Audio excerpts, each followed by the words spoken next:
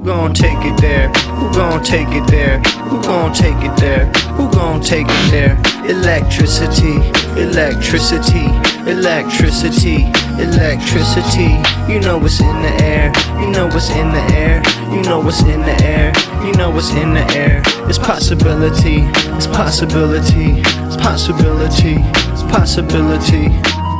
All right, so Dave Smith, libertarian podcaster, and I guess comedian, although he seems to be less of a comedian these days. And he has been notably criticizing the Trump administration recently. It started with strikes on Iran, and, you know, he's criticized them over ICE, he's criticized them over the Epstein files, although it's still attached to this kind of, you know, fantasyland libertarian ideal, which is obviously the reason that he got duped in the first place.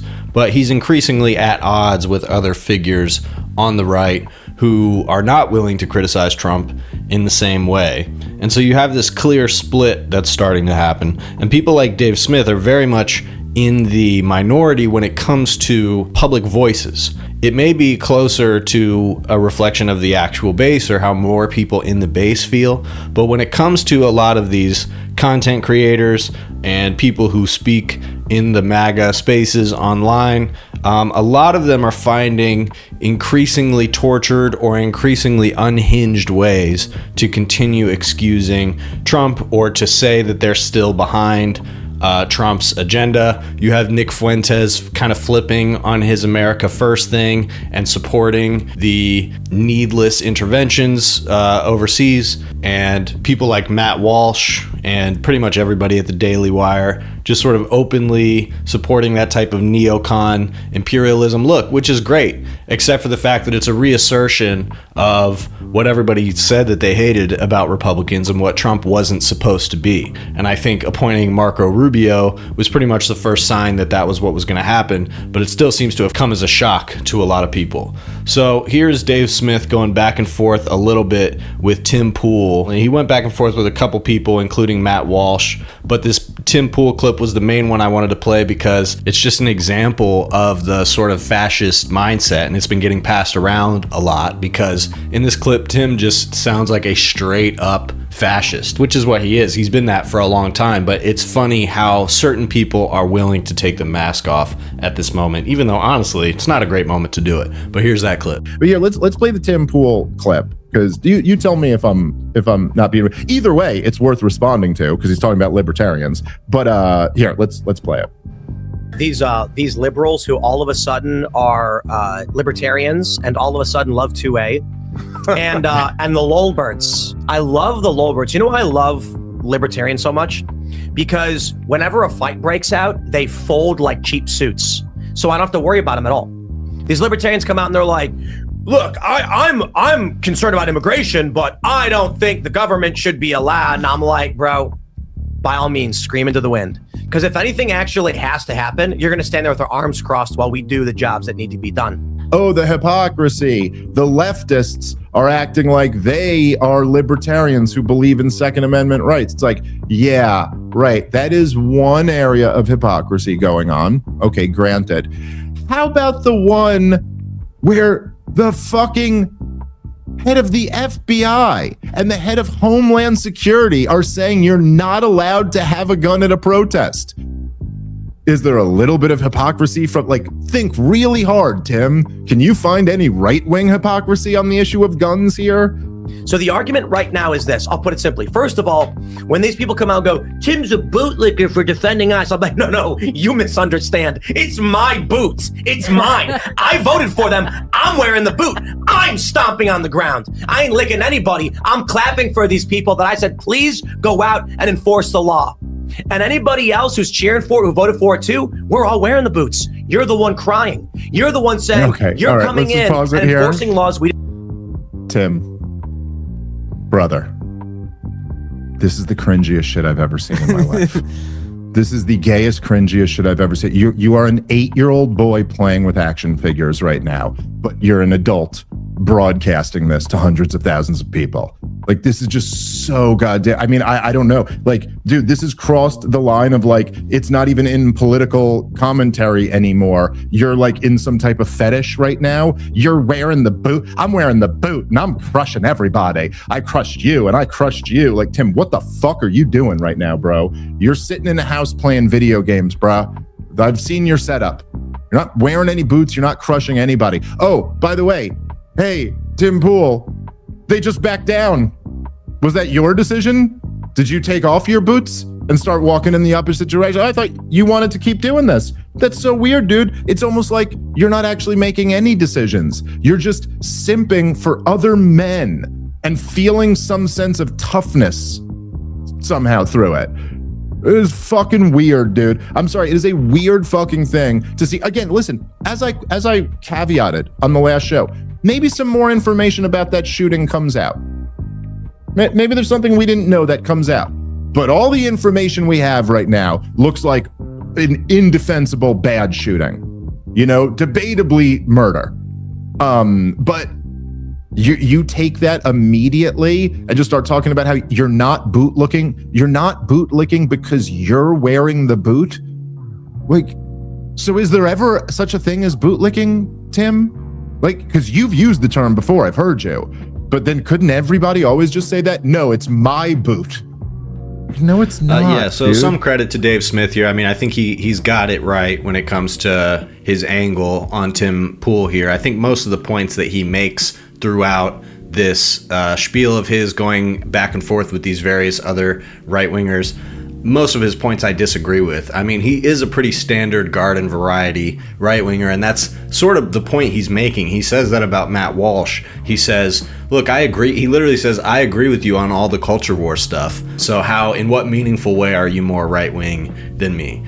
You know, it's pretty bankrupt, but like I said, Dave Smith is one of the few that is voicing an actual critique of the Trump administration here. And I appreciate the critique that he has been making, and I've heard him make this in a couple places, on immigration in particular, which is, it's clear that this is not about some mass deportation agenda, even though that's what it was sold as. That's what these fascists got themselves all excited about. But at this point, that's not what the administration is pursuing. It's not really possible for them to pursue that. So it's clear that their operations are just spilling over into random people, and they're going after anybody they can and sort of making a show of it and essentially provoking civil war. And that's bad policy, and they're not even doing the immigration thing that they said they were doing. So what's the point of it? And I do think that that's probably getting through to some people in the base on the right, where they're, to the extent that they're starting to get alarmed about the behavior of ICE, it's not really because of some fundamental opposition to any of it, but more so this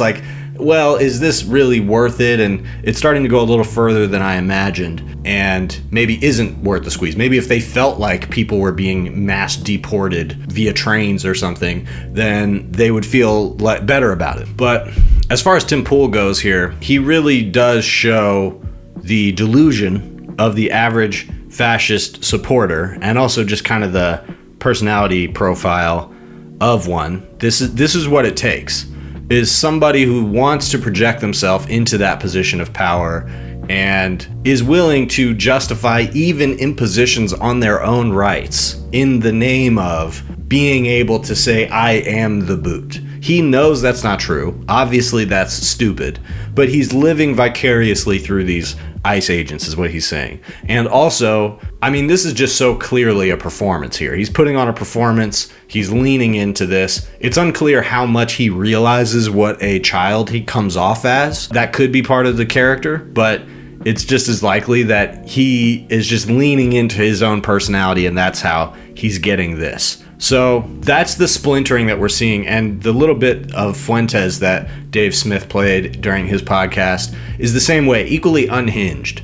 And these guys are getting unhinged, and they are going along with the administration narrative, and they're trying to make the case for it, because truthfully, they've always wanted this. They've always wanted the violence, and they've always wanted the culture war. They've wanted violent culture war from the beginning. So to them, it's really about maintaining this idea that these are radical terrorists that are trying to disrupt. These are leftist agitators, and ultimately they're losing that conversation. They're losing that battle rhetorically because these are so clearly just members of the community, and these are so clearly just masked federal agents that are coming from outside of the community to disrupt.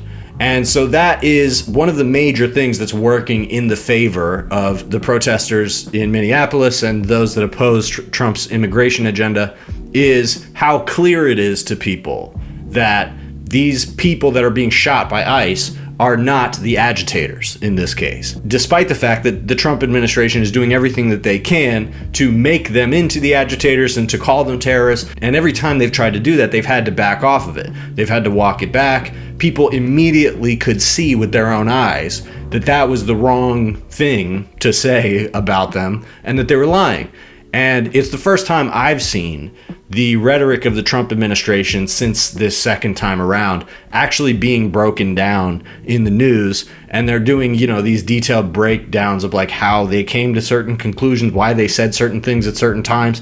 And I haven't seen that since the first Trump administration. We got a lot of that in the media the first time around, but this time around, Trump and his administration enjoyed a lot more impunity in terms of being able to just say shit and just do propaganda in their own style. But for some reason, this is the thing that's breaking through and causing people to actually question Trump, question his cronies, even on the right.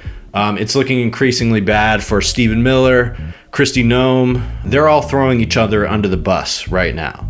So essentially, they immediately came out. Kristi Noem came out, said that he was a terrorist and wanted to massacre. She used the word massacre. And Stephen Miller also said something similar on Twitter. And so now Kristi Noem is saying that Stephen Miller told her to say that, or she essentially said that she's doing everything Trump and Stephen Miller wanted her to do. That's something that has been leaked to the press.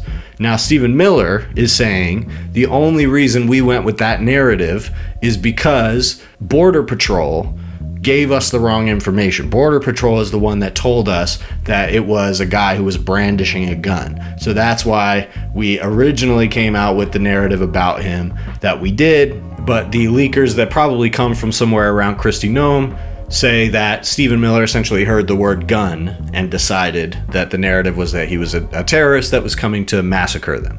So that's how quick the decision was made. They put it out, put those statements out. And that's what I mean, that this is the first time I've seen scrutiny of that process, because that has happened on every single issue, every single day since Trump's come back to power. That's how he's always operated. They just come up with a lie quickly, especially if it passes Stephen Miller's desk. He knows how to just completely flip something on its head and just say the opposite of the truth and put it out there almost just as like a fuck you, and it works. So now that's coming under a lot more scrutiny, and Stephen Miller's kind of getting the blame for this. They're passing the blame all around. People are saying that Stephen Miller's not going anywhere because Trump loves Stephen Miller, blah, blah, blah. I think that's probably true. I think there's nobody that Trump wouldn't throw under the bus. And Stephen Miller is unquestionably powerful. I think, if anything, Trump probably views Stephen Miller as being intellectually capable of doing a lot of the things that he himself can't articulate that he wants to do. And that's why Stephen Miller has been around for all this time. And Trump clearly likes that he's a little bit psychotic as well as sycophantic. But he is increasingly becoming the name that's on the chopping block. And we're at this point of sort of a cascading effect where they realize somebody's head has to roll. They got rid of Greg Bovino. They moved him back to another position. Then they moved in Tom Homan. So now the media is casting Tom Homan as like the moderate on immigration, which is bullshit. This guy has been like mafia style the entire time, and one of the main people that is saying that anybody in the country under, various different statuses immigration wise are all considered criminal illegal aliens. And so those are the people he wants to go after. So all of a sudden they're telling us that he's the more efficient one, and he has met with Walz and Fry in Minnesota. So he's taking over operations there. And essentially what that means is that ICE is going to be the one that is mainly running the operation and not Border Patrol, although they did have both agents from both agencies in there before. And from what I know, they really haven't scaled down operations much. They've taken some Border Patrol out of there, as well as the main guy who shot Alex Preddy has been removed and sent to some other post, still with Border Patrol. Another thing that they said in these leaks was that at first there wasn't a lot of information because the guys who were involved in the shooting immediately shut up and got lawyers. And I thought that was very telling, because to me that says that they didn't think the government was going to protect them. So despite the fact that we view it that way, because J.D. Vance immediately came out and said they have absolute immunity, they're looking at the fact that he ended up walking that back, and now it's kind of up in the air what's going to happen with this stuff. The guy who shot Renee Good is probably better off than this dude who shot Alex Preddy, who they knew they had to get him the fuck out of there, because that dude is a murderer, and he is much more likely to actually go down for murder. So we still don't even know who that dude is. And Greg Bovino's first priority was to make sure that we don't know who that guy is, probably because he saw all this coming and was probably the one who gave them guidance to shut up and lawyer up. So now that we're switching over to ICE and Tom Homan, you see a little bit more negotiation between them and the government, the local government there in Minnesota, which I don't necessarily think is a good thing. That's not a good thing in terms of on the ground. The protesters, the people of Minnesota are not going to trust that. They already are pissed at Walz, as well as the police, probably since this meeting in Minnesota, have been a lot more active in assisting ICE, assisting them at the hotels when they're trying to get out, and making arrests there and that sort of thing, which they pointedly weren't doing the other night. And so you see a lot of people on the sort of liberal side of things making a victory lap and saying that ICE backed down and they, caved. And you see Dave Smith said the same thing here. And in a sense, that's true, except they haven't stood down in Minnesota. So they've shown some weakness, but I think it's necessary to push them more to show that this isn't just like, we need you to tamp it down on the shooting people openly in the street, but we're not going to take this immigration agenda that you have anymore. And if it's about violent criminals or whatever, then that looks a lot different than what you're doing. And people can see what they're doing. And the right wing is trying to keep the focus on like what these protesters are doing. Can you have a gun at a protest? Can you not? Blah, blah, blah. They want us to not talk about what the ICE agents are doing. And so that's ultimately what this has to be about. And as we get closer to January 30th, which is supposed to be a nationwide extension of the general strike that happened in Minneapolis, so if you're able to not work, not shop that day, that's the day to do it. And even if it is a one-day thing, I think that focused around the objective of Stephen Miller out and amnesty for immigrants who are not convicted is a truly gettable ask, and I think it's the solution to this problem. Because they say, oh, we voted for this. Well, yeah, you did. And what we're getting is a destabilized society. And so if there's people that do want to see a stabilization of our society, that means that the Trump administration needs to make some concessions, because we have not seen the end of this labor action. And if they don't want to make concessions, then that opposition is going to grow and their demands are going to grow.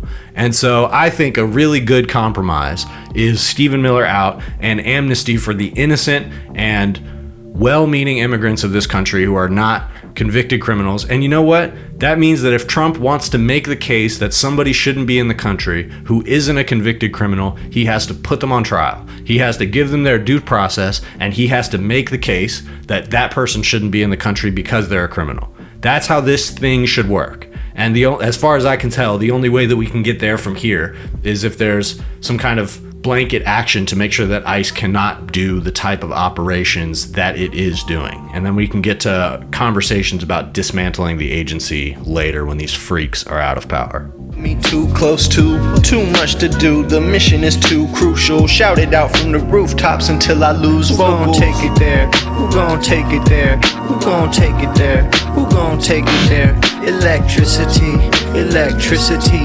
electricity, electricity.